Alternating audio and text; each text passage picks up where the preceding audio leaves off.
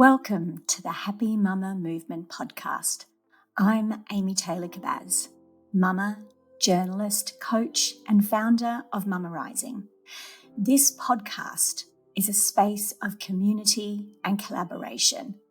We gather stories of matrescence, motherhood, womanhood, and change told by our Mama Rising coaches and mothers around the globe, in the knowing that through our stories, we can begin to heal and change the way the world sees, values, and supports mothers everywhere.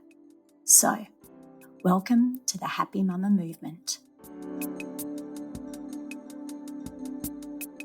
Welcome back to the podcast, everybody. For those of you who have been here for a while, you will know exactly what I mean when I say the good mother myth. It's this belief and expectation we have in our culture and society around what it means to be a good mother. It's embedded in this idea of self-sacrifice and enjoyment and finding everything natural and easy. And despite so many other parts of our expectations and opportunities for women changing so much in the last few decades, for some reason, the ideal around what it means to be a good mother seems to persist. Despite feminism, despite so many advances, we still, both internally but also culturally, have an expectation around what it means to be a good mum. And if we don't live up to that, we are filled with guilt and shame and think there's something wrong with us. Today, you will hear me interview Nancy Reddy. Nancy is the author of an incredible new book called The Good Mother Myth, Unlearning Our Bad Ideas About How to Be a Good Mum. What I love about Nancy's contribution to this conversation is that she goes back into the lab studies, the research, and the authorities that came out in the 1950s, around that time, on what it means to be a good mother, looks at them and debunks them, and then asks, why do we still hold on to this so many decades later? Why do we still have this myth of what it means to be a good mother? It's incredibly freeing to realize that this is not our fault. And I know that this interview with Nancy will hopefully remind you that those expectations are unrealistic and unnecessary, and we can decide for ourselves what it means to be a good mother. Enjoy.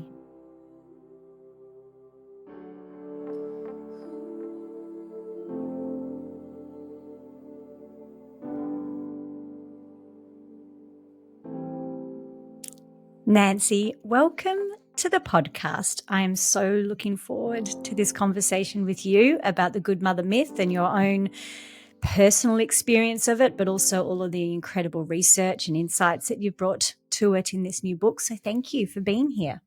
I'm so happy to be here. Thank you.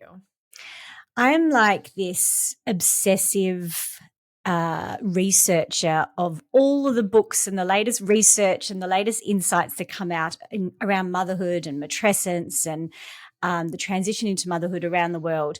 And I get so excited when I find something new. And I have to say, when I found your new book and I was diving into it, I was like, oh my gosh, this is so important. So thank you for doing what you're doing. Many of my listeners will know what we mean by the good mother myth, but I feel like just in case someone's landed on this episode first, could you explain to us what it is and how you experienced it and first sort of began to ask what this is? I mean, really at the heart of the good mother myth is the idea that to be a good mother means that you'll be able to just kind of do it all on your own, that you'll be like, you might start pregnancy as this kind of ordinary woman, but once you give birth, once you like hold that baby, you'll be transformed into this person who can, just do it all, like can get up with the baby in the middle of the night, can do all the laundry, can soothe the baby every time he cries, and that because you just love your baby so much, you won't even mind. Um, Mm. and in my own life, I mean, that was a source of real guilt and shame, I think. Even though I mean, I think so much about I think for me, a lot of those ideas were so deeply ingrained that I wouldn't really even have been able to articulate them. It wasn't until I actually had my first baby and realized I couldn't do the thing that I just automatically thought I could do, that I had to kind of confront all of the things I had internalized my whole life. Yes, we've got a bit of a similar story. I wasn't working towards a PhD when I had my first child like you, but when I was looking at it and reading it, I felt a real connection in the sense of you grew up as a feminist, you believed that you had very different ideas about women's rights and choices and expectations, and who would have thought we were so prime for this internal expectation and external. We'll talk about the difference between the two of them in a moment, but it shocked me how much I found myself holding this 1950s expectation of what a good mother was like once she came out of me. I had no idea that something would switch like that in me. And it was confronting and scary, and then made me feel really bad that I questioned it. Yeah, I mean, motherhood I think is this like really fascinating in lots of ways transformation. And it did for me really force me to rethink what I meant when I called myself a feminist. I felt like now I can see that I had inherited a real kind of like, I don't know, 80s feminism from my mom, who Mhm. I'm glad that she always identified as a feminist. Exactly, right? That was really important to me in my childhood, very proud to have been the daughter of a working mother, to be a working mother myself. Um, but the feminism I had really internalized was so much about, girls can do anything boys can do, and you can do anything you want. And there wasn't any space, I don't think, in that very limited idea of feminism to understand vulnerability, to understand that I Mm. might need help. And not because I wasn't like a strong woman, but because like parenting a new baby is just too much for any one person. I think it was very hard for me to get my head around an idea of feminism that also made space for the real transformation and the need for care that I had, in my early years as a mother, especially. Yeah, I totally agree. And the 80s feminism from my mother, like you mentioned, was this you can do anything, and also this hyper independence, this vision of if you ask for help, there's something wrong. If you can't do it yourself, then, you need to try harder. It was a beautiful, empowering way to grow up. But I don't ever remember thinking about how motherhood would fit into that until I was landed in it. So, why is it in your research and in your insights that you've done, why is it then that women who have such clear and, I don't know, empowered ideas of what they're capable of still revert to this identity of what it means to be a good mother? Oh man, I mean that's really like at the That's heart of the whole puzzle, right? And I think Yeah. probably we all have kind of different answers to that. I just did an Mm. incredible event this past weekend for the book that was a conversation with another novelist and some women who work in maternal mental health. And they had brought their communities of new moms and the moms that they support. And it was fascinating to hear different women articulate what they had imagined becoming a mom would mean to them. And the novelist who was with me said, "Well, I just assumed that once I had my baby, like I kind of had to do everything I wanted to do before she was born, because once I had my baby, I would just get so wrapped up in her and I would like forget that I like to read. I would forget to write. I just wouldn't care about those things anymore." And the other woman who was hosting the event said, "Oh, no, I didn't believe that at all. I thought that I would just continue on exactly as myself and I would just have like a baby on my hip, right? Like I would be entirely myself." Yeah, that was me. And also with the baby. I know, and I was like, I think I believed both of those things, but it was, like, so Mm. deeply ingrained. And so some of it I think is, we grow up with these like, the narratives in our families. There's kind of broader cultural and political narratives. I mean, I'm really interested, as you know, in the way that our ideas about motherhood have always served kind of broader cultural and economic agendas, because motherhood is, at least if you think about it in terms of economics, these myths that we have about motherhood are a great way to get women to do a lot of unpaid labor and make them feel bad if they complain about it or ask for Yeah. help. Yeah. And it serves the like you said, the economy, the men, the fathers. There's this continual self-fulfilling system here. And in your research, you went back to the parenting books and back to the experts that really defined, interestingly, men mostly, defined what it means to be a good mother. Can you tell the mamas listening about where these ideas sort of really stemmed from and what you found? Sure. So I was really looking at the post-war period. So post World War II. I imagine this is true in Australia as well. Certainly in the U.S. and U.K. Like, men come home from war. A lot of women had been working in the war effort. They'd been sending their children to state-supported daycare. They really liked it, and suddenly there's this, cultural urgency to get the men back to work and women back at home and to have a bunch of babies. And so the science of the time ended up being science that really reinforced that idea, right? So there were a whole bunch of scientists that were enlisted by the World Health Organization and other groups to try to study babies and children and what did they need in order to have a healthy childhood and grow up to be healthy adults.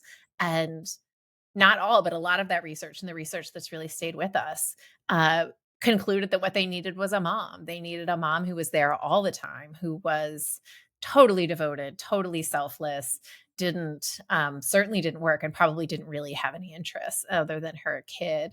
And so that became really the kind of dominant cultural message and enforced a lot of policy too. Like those state daycares closed um, to, I don't know, make it more possible for moms to do that work. Hmm. I've been doing this for a long time and it still just floors me when you hear it described like you just did. If we as, women who are feeling guilty about how we're trying to manage everything, if we look at where those ideals came from and the almost the alternative agenda that was there. We needed the women out of the workforce so the men who had returned from work could get back into work. We needed an increase in population. We needed like all of these different things. It still floors me, Nancy, that has continued to define so much of how we feel about ourselves, obviously, but also the way we still live. Like that was the 1950s. How are we still here?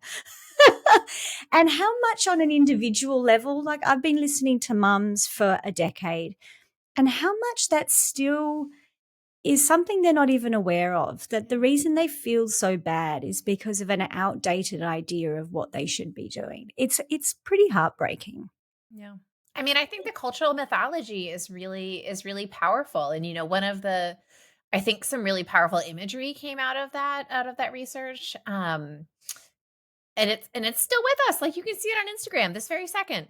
Like the image that I had of myself of what it meant to be a good mom was like me in the nursery with my baby, like a kind of self-contained world. And that's you can date that image back in some ways to like Harry Harlow's research with monkeys in like the 1950s, like the little baby clinging to the cloth mother. And I think for me, it's this really potent combination of like science, it looks like, and it's not very good science, actually, it turns out, but it seems like, and I think we're told, oh, well, science says, this is Mm, what a baby needs. This is mm, 0 to 3 is the foundational time. They need that attachment with the primary caregiver, all of these things. This is really, the kind of foundational ideas of attachment theory. Um, And there's just something so appealing on this kind of core emotional level, I think, of that idea, right? That like whatever else is happening in my life, like I can become the one person that matters to my baby. And it's hard, I don't know, it's hard to untangle those things. It is, especially because when we look at how the brain changes and the body changes and the hormone responds after you have a baby, it does actually kick in that you want to and need to be the sole center of this child's life. But again, if we look at the actual science, that begins to change after about 6 months. Like, the hormones, everything starts to sort of rebalance and recenter. But it's difficult for us if we've got this internal image of what a good mother looks like. Mhm. And then we feel this change coming back, or this change within us, that we're not so hyper focused on keeping this baby alive. Maybe it's hard to sort of separate yourself from it, right? It Mhm. just, yeah, it's no wonder it's so hard. No wonder we have so much guilt and so much struggle, because it is a mixed bags of reality, hormones, judgment, societal expectations, all of it. Yeah. I mean, one of the things that I say in the book on a chapter about postpartum mood disorders, I didn't know it at the time, but had what I can see now is some pretty significant postpartum anxiety. And Mhm. in trying to think about that. Like there are policy things that, especially in the US, that we need that would make a difference for families, and we know what those are, right? Like better healthcare, better leave, better Mhm. affordable childcare. There's like structural things, or like practical things in my own life as a mother that would have helped, right? Like should have gone to therapy. It would have helped if I'd had some medication, right? And I didn't learn that really until years later, watching friends go through things and being like, oh, you could just get help. I mean, which is to say, I mean, it's actually very hard to get help, but it's a Mm, thing that is accessible. But ultimately, I think what I really needed, like the hard work underneath all of that, is really getting better ideas, like learning to let go of that idea that what it means to be a mom is to be the one doing it. And mm, that maybe like trying to get a better picture, a better image of what it means to be a mom, and to think like maybe it doesn't have to be me in the nursery by myself. Maybe it can be me and like my friend, and we're like sitting on the floor and playing with the baby. Maybe it's me and a mhm, couple of friends and we're out at a coffee shop. Maybe it's me taking my baby to daycare so I can go to work. Like there are lots of ways to be a mom, mm, and trying to rethink what that image is, because it mm. makes other things possible. Do you have a new description for yourself, um, on what it is to be a mum? Like, I love the way that you're not saying a good mum or a good enough mum. It's just like an understanding of the role of mother, I think, is Yes. almost at the Yes. core of the redefining here. Yeah. What Yeah. does it mean to be a mother?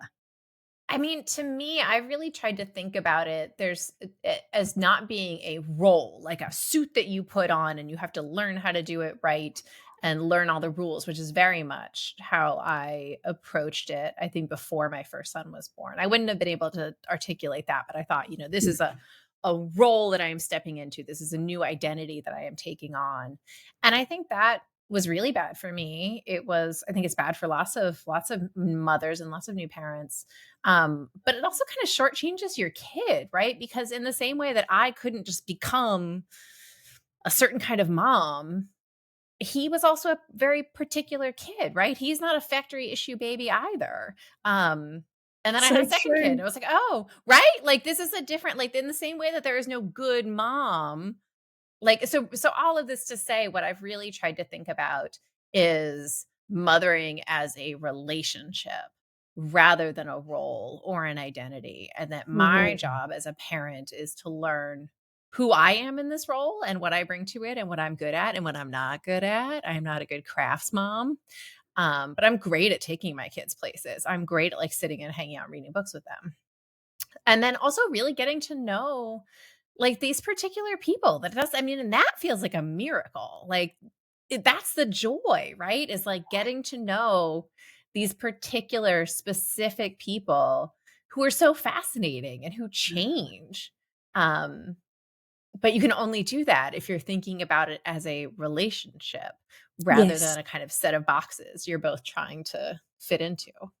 Yes, it sort of changes it from this top-down role, like, I'm the expert, and this is very much that old school parenting idea too. Like, Yes, I remember my yes, parents saying, when yes, you push back exactly. and you say, "Why?" and they say, "Because I'm the parent," like, and that was the Yeah, end of the conversation.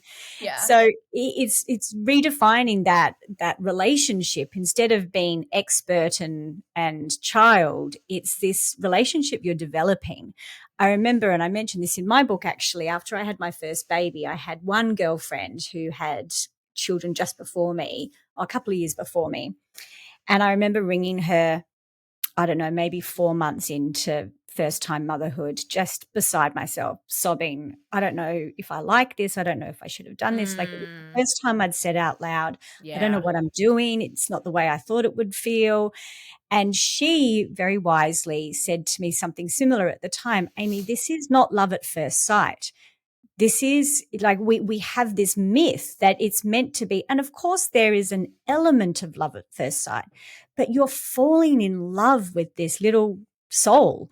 You have to understand them. You have to start listening, like learning what their emotions are and all of it. And just like this isn't just love. This isn't love at first sight. This is you learning how to love this person. And that really helped again, that changing, that shifting of how I assumed I should feel about this. And Mm. now that baby is 17 and like, oh my gosh, the relationship that we've developed, them, how much I adore this little soul that is this unique character in this world. I couldn't see that at all in the Yeah. beginning. Yeah. I mean, I think like in no other part of our lives, in no other relationship do we expect that just instantly, both that you'll totally love this person in a totally uncomplicated way and also that you'll know what to do. But I think we have that Yes. idea. There's Yeah, a and that we'll development. always love it. Sorry, and Yeah, then always, and always. always. Exactly. Yeah. Yes. And like, Like, I don't, there parts of, Part yeah, and I think someone did tell me that, I think when I was pregnant, and it was because I think we remember these things, right? It's such a gift to have someone, and it's great when it's a best friend, but sometimes it's just like this little whispered network, like just someone who will tell you a slightly unconventional way of thinking about things. And I think it was like a friend of a friend who told me that his sister had had a baby and that it was okay if you didn't like it for like the first 6 months, like you could just kind of get through it and like, once you would get, and that like actually gave me a lot of comfort at the Yeah, time. Yeah, like gave me a lot of comfort when and certainly there were things that I liked about motherhood before 6 months, but um when I didn't like all of it, the idea that there was at least one other woman out there who felt that way helped a totally. lot.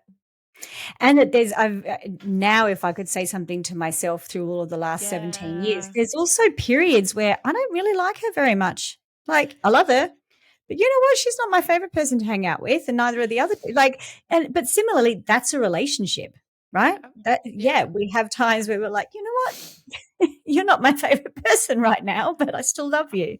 Yeah, Yeah. and it's the long haul, right? Like, and I think which is Mm. so hard to see in the immediacy of like the early postpartum. I mean, I think there were moments, where it's just like totally frazzled by sleep deprivation that I thought like I just might not survive. I might just like poof somehow.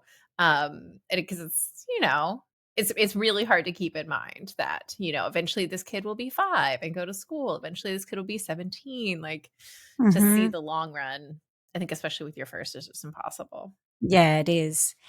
So we talked about how so many of the parenting books from yonder, because that's how long ago it feels like they were written, still seem to have persisted in so many ways, both culturally and societally, but also within ourselves. Do you feel that that's changing and that we're beginning to push back and question and challenge the way the world sees the role of mother? I know you live in a part of the world that is really difficult at the moment for mothers and women, and I know that's like that around a lot of parts of the world. But So I wanted to hear how you felt about this and where we're heading. Such a good question. I mean, I think it's been a really wonderful couple of years, I think, for really good new research on matrescence as we've been talking about, whether we've been using that term or not, which is not a term that I knew until, the last couple of years, but that to me feels really powerful to understand that this is a transformation. Mm. Um, and that's really exciting. And there's been some really good books about that. I think really like lots of great podcasts, right? Where people are talking about this in really vulnerable, complicated ways. So there's a strong part of me that has a lot of hope in that. I think that, social media is very complicated, but one thing that I've seen happen in the last couple of years is just people being much more open and vulnerable about mental health broadly, and I think postpartum mental health in particular. And that I think has been really meaningful and helpful to add some nuance to that conversation. Um, I mean, I also think, especially in the US, we're also in a moment of real cultural backlash, and I think it's very scary. Mm. So I don't Yeah. know. I'm hopeful and scared at the same time. Same. I agree. And like you said, the interest in a surge in insights and research around matrescence, I look at what's happening, even just the way that the maternal brain has finally started being studied. I mean, I can't believe that Yes. that wasn't even done before, Nancy. Like, it's just mind blowing. And I was just this morning reading some research around Gen Zs in the workplace and how companies around the world are really having to step up mental health and well-being as a cornerstone of the culture and the office policies, because this next generation that are coming through, there is no stigmatism. Well, there's not as much stigmatism around mental health. They are much more willing to openly share that they're struggling, that there's something going on in their lives, that they need the workplace to understand. And I was reading that from a different perspective around workplace policies, but I thought, ooh, I wonder how that generation are going to approach motherhood. If they've come into it as teenagers and now in their 20s with so much more courage to say, hey, this isn't okay. You guys need to change your policies because I'm not going to do it this way. That gives me hope. I wonder Mhm. that feels exciting to me. I mean, I really agree with you. I just think there are things I've been thinking a lot about prenatal care. I just wrote an article about, building community in that period and how to do it. And it just there are these things that I don't know, we focus so much on like childbirth and how to take care of the baby and safe sleep and those things, which are important.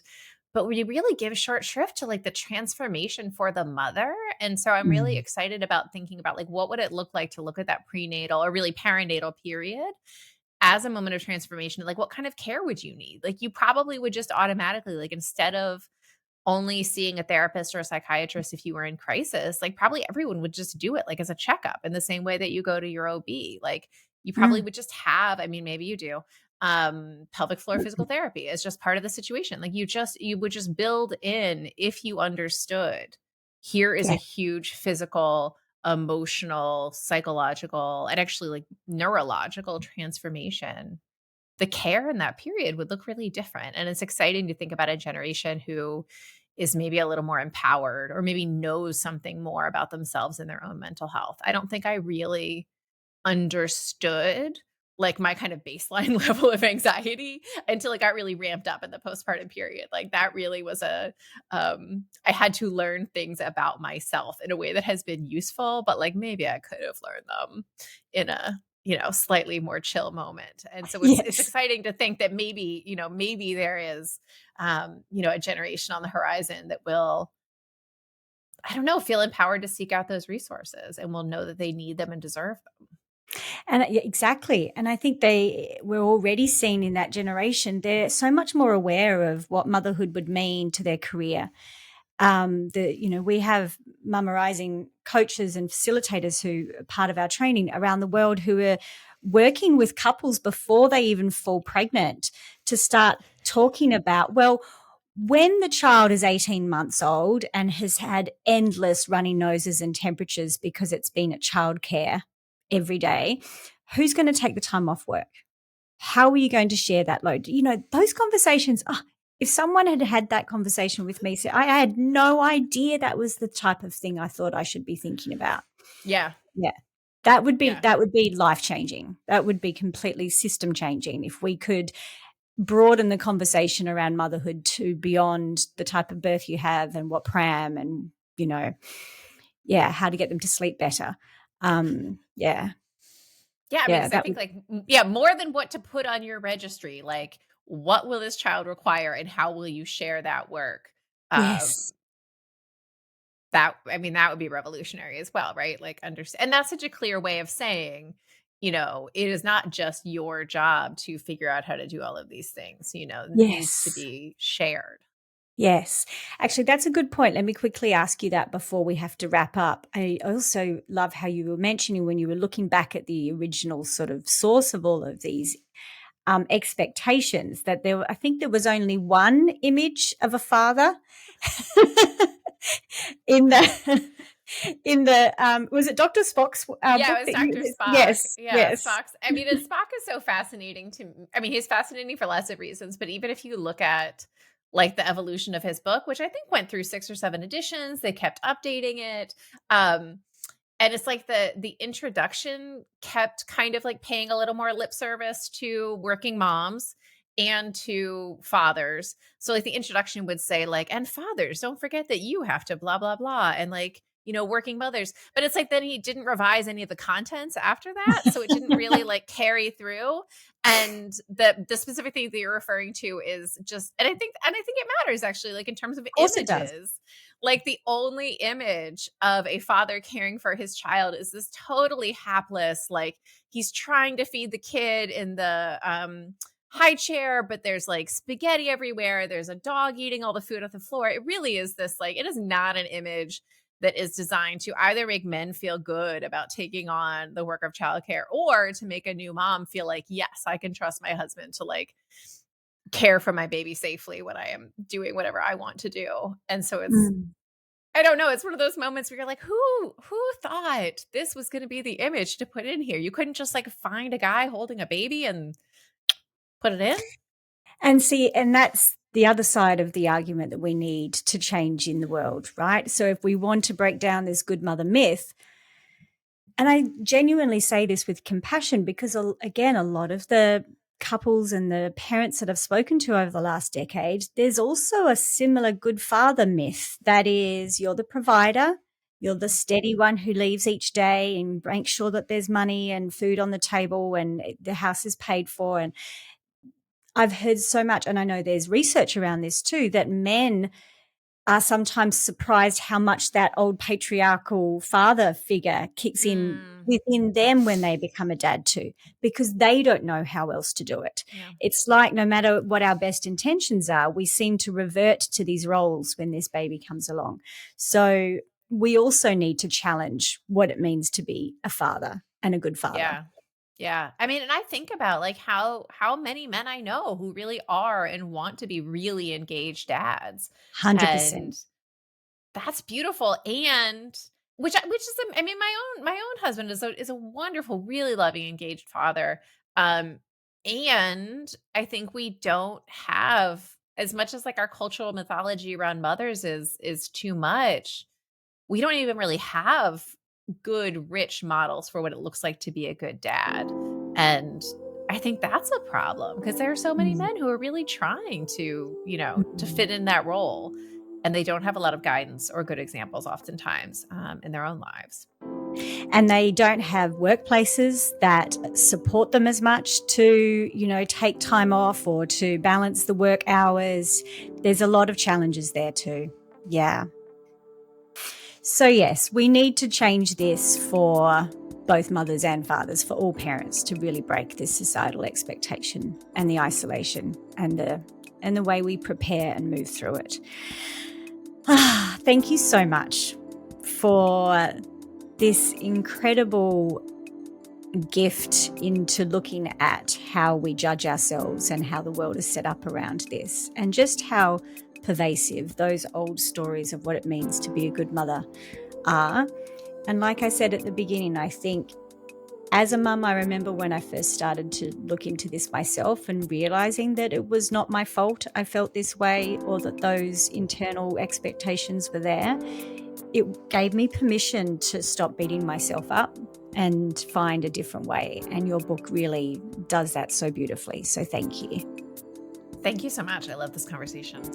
Good, me too. Thank you. I'll put all the details of your work and the book and how you can find it in the show notes. Perfect. Yes. Thank you so much, Nancy.